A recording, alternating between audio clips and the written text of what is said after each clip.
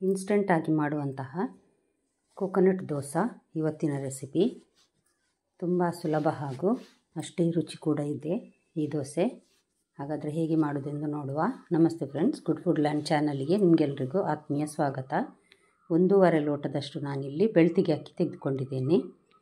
ಈ ಬೆಳ್ತಿಗೆ ಅಕ್ಕಿಯನ್ನು ಒಂದು 3-4 ಸಲ ಚೆನ್ನಾಗಿ ತೊಳೆದು 2 ಲೋಟ ಬಿಸಿ ನೀರು, ತುಂಬ ಬಿಸಿ ನೀರು ಹಾಕಿ ಒಂದು ಅರ್ಧ ಗಂಟೆ ನೆನೆ ಹಾಕಬೇಕು. ಅರ್ಧ ಗಂಟೆ ಅಷ್ಟೇ ಸಾಕು. ಅರ್ಧ ಗಂಟೆ ಇದೇ ರೀತಿ ನೆನೆಯಲ್ಲಿ ಮುಚ್ಚಳ ಮುಚ್ಚಿ ನಾನು ಇದನ್ನು ನೆನೆಯಲಿಕ್ಕೆ ಇಡ್ತೇನೆ. ಈಗ ಅಷ್ಟೊತ್ತಿಗೆ ನಾನಿಲ್ಲಿ ಒಂದು ಅರ್ಧ ತೆಂಗಿನಕಾಯಿ ತುರಿದು ರೆಡಿ ಮಾಡಿಡ್ತೇನೆ. ನೋಡಿ, ಒಂದು ಅರ್ಧ ತೆಂಗಿನಕಾಯಿ ತುರಿದು, ದೇವಸ್ಥಾನದಲ್ಲಿ ತಂದ ತೆಂಗಿನಕಾಯಿ ತುಂಬ ಇದ್ದರೆ ಈ ರೀತಿ ದೋಸೆ ಮಾಡ್ಬೋದು. ತುಂಬ ರುಚಿಯಾಗಿ ಬರ್ತದೆ ಈ ದೋಸೆ ತೆಂಗಿನ ಹಾಲಿನ ರುಚಿಯೊಟ್ಟಿಗೆ. ನೋಡಿ, ಅರ್ಧ ಗಂಟೆ ಆಗಿದೆ. ನೋಡಿ, ಇವಾಗ ಬಿಸಿ ಇದೆ ನೀರು ಇನ್ನೂ ಸಹ. ಈ ನೀರನ್ನೆಲ್ಲ ಚೆಲ್ಲಿ ಇದನ್ನು ನಾನೀಗ ಮಿಕ್ಸರ್ ಜಾರಿಗೆ ಹಾಕ್ತಾ ಇದ್ದೇನೆ. ನೀವಿನ್ನೂ ನನ್ನ ಚಾನಲನ್ನು ಸಬ್ಸ್ಕ್ರೈಬ್ ಮಾಡಿಲ್ಲ ಅಂದರೆ ದಯವಿಟ್ಟು ಸಬ್ಸ್ಕ್ರೈಬ್ ಮಾಡಿ, ಹಾಗೂ ನಿಮ್ಗೆ ಇಷ್ಟ ಆದರೆ ಲೈಕ್ ಬಟನನ್ನು ಪ್ರೆಸ್ ಮಾಡಿ, ಹಾಗೂ ಫ್ಯಾಮಿಲಿ ಫ್ರೆಂಡ್ಸಿಗೆ ಶೇರ್ ಮಾಡೋದನ್ನು ಮರಿಬೇಡಿ. ಒಂದು ಹಿಡಿಯಷ್ಟು ಅಥವಾ ಒಂದು ಅರ್ಧ ಕಪ್ಪಿನಷ್ಟು ಅವಲಕ್ಕಿಯನ್ನು ತೊಳೆದು ಒಂದು 10 ನಿಮಿಷ ನೆನೆ ಹಾಕಿದ್ದೇನೆ. 1 ಚಮಚ ಉಪ್ಪು ಹಾಕಿದ್ದೇನೆ, ಕಲ್ಲುಪ್ಪು. ಈಗ ನೋಡಿ, ತೆಂಗಿನ ತುರಿದು ಸಾಧಾರಣ ಒಂದು ಹಿಡಿ ತುಂಬ 3 ಹಿಡಿ ಹಾಕಿದ್ದೇನೆ ನಾನು. ನೋಡಿ, 2ನೇ ಹಾಕಿದ್ದೇನೆ. ಈಗ 3 ಸಲ ಹಿಡಿ ತೆಂಗಿನ ತುರಿ ಹಾಕಿದ್ದೇನೆ. ಈಗ ನೆನೆದ ಅವಲಕ್ಕಿ ಇದೆ ನೋಡಿ, ಅದನ್ನು ಸಹ ಇದಕ್ಕೆ ಹಾಕಿ ಜಾಸ್ತಿ ನೀರು ಹಾಕ್ಕೊಳ್ಳೋದು ಬೇಡ, ಯಾಕಂದರೆ ನಮಗೆ ಈಗ ಸ್ವಲ್ಪ ಮೊಸರು ಹಾಕ್ಕೊಳ್ಳಿಕ್ಕಿದೆ. ಹಾಗಾಗಿ ನಾನೀಗ ಸಾಧಾರಣ 1 ಲೋಟದಷ್ಟೇ ನೀರು, ಮುಳುಗುವಷ್ಟು ನೀರು ಹಾಕಲಿಲ್ಲ ಇವತ್ತು. ನುಣ್ಣಗೆ ರುಬ್ಬಿ ಇದನ್ನೀಗ ನೋಡಿ ತಂದಿದ್ದೇನೆ ನಾನು. ನೋಡಿ, ತೋರಿಸ್ತಾ ಇದ್ದೇನೆ. ತುಂಬ ನುಣ್ಣಗೆ ಮಿಕ್ಸಿಯಲ್ಲಿ ಆಗೋದಿಲ್ಲ. ಈಗ ಇದನ್ನೊಂದು ಪಾತ್ರೆಗೆ ಹಾಕ್ತೇನೆ ನಾನೀಗ.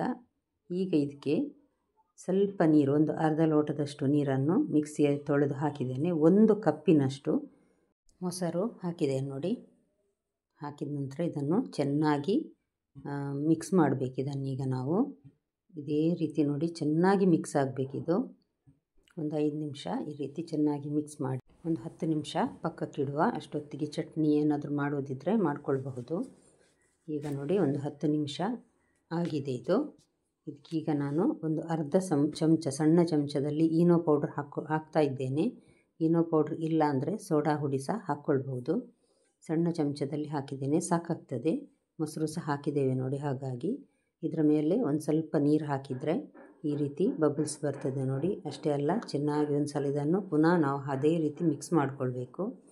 ಒಂದು 2-3 ನಿಮಿಷ ಈ ರೀತಿ. ನೋಡಿ, ಎಷ್ಟು ಚೆನ್ನಾಗಿ ಮೇಲೆ ಬಂತು ನೋಡಿ, ಹಿಟ್ಟೆಲ್ಲ ಬಬಲ್ಸ್ ಬಂದು. ದೋಸೆ ಸಹ ಅಷ್ಟೇ ತೂತಾಗಿ ಚೆನ್ನಾಗಿ ಬರ್ತದೆ. ಅದಕ್ಕೋಸ್ಕರ ಹಾಕ್ತೇವೆ. ಪ್ರತಿ ಸಲ ದೋಸೆ ಮಾಡುವಾಗ ಇದೇ ರೀತಿ ಮಿಕ್ಸ್ ಮಾಡಿಯೇ ನಾವು ದೋಸೆ ಹಾಕ್ಕೊಳ್ಬೇಕು. ತುಂಬ ತೆಳುವಾಗಿ ಇದನ್ನು ಹಾಕೋದಿಲ್ಲ. ಈ ದೋಸೆಯನ್ನು ಸ್ವಲ್ಪ ದಪ್ಪವೇ ಹಾಕ್ತೇವೆ. ಇಷ್ಟು ಚೆನ್ನಾಗಿ ತೂತಾಗಿ ಬರ್ತಾ ಇದೆ ನೋಡಿ. ಲೋ ಟು ಮೀಡಿಯಮ್ ಹೀಟಲ್ಲಿ ಈ ದೋಸೆಯನ್ನು ಬೇಯಿಸಬೇಕು. ನಾನ್ ಸ್ಟಿಕ್ ಪ್ಯಾನಲ್ಲಿ ಸಹ ಮಾಡ್ಬೋದು. ನಾನಿದು ಕಬ್ಬಿಣದ ಕಾವಲಿಯಲ್ಲಿ ಮಾಡಿ ತೋರಿಸ್ತಾ ಇದ್ದೇನೆ ನಿಮಗೆ. ತುಂಬ ಸಾಫ್ಟಾಗಿ ಬರ್ತದೆ ಈ ದೋಸೆ. ತೆಂಗಿನಕಾಯಿ ಹಾಕಿದ್ದೇವೆ ನೋಡಿ, ಹಾಗಾಗಿ ರುಚಿ ಕೂಡ ಜಾಸ್ತಿಯೇ. ಖಂಡಿತ ಒಮ್ಮೆ ಟ್ರೈ ಮಾಡಿ ನೋಡಿ, ನಿಮಗೂ ಇಷ್ಟ ಆಗಬಹುದು. ನೋಡಿ, 2 ದೋಸೆ ನಾನು ಹಾಕಿಲ್ಲಿ ನಿಮಗೆ ತೋರಿಸಿದ್ದೇನೆ. ಯಾವುದಾದ್ರೂ ಕರಿಯೊಟ್ಟಿಗೆ ತುಂಬ ಚೆನ್ನಾಗ್ತದೆ. ಅಂದರೆ ಬಟಾಟೆ ಗಸಿ ಎಂತಾದರೂ ಇದ್ದರೆ ಇದಕ್ಕೆ ಅದು ಸಹ ಒಳ್ಳೆಯದಾಗ್ತದೆ, ಅಥವಾ ಚಟ್ನಿ. ನಾಳೆ ಇನ್ನೊಂದು ಹೊಸ ರೆಸಿಪಿಯೊಂದಿಗೆ ಮತ್ತೆ ನಿಮ್ಮನ್ನು ಭೇಟಿ ಆಗ್ತೇನೆ. ಧನ್ಯವಾದ.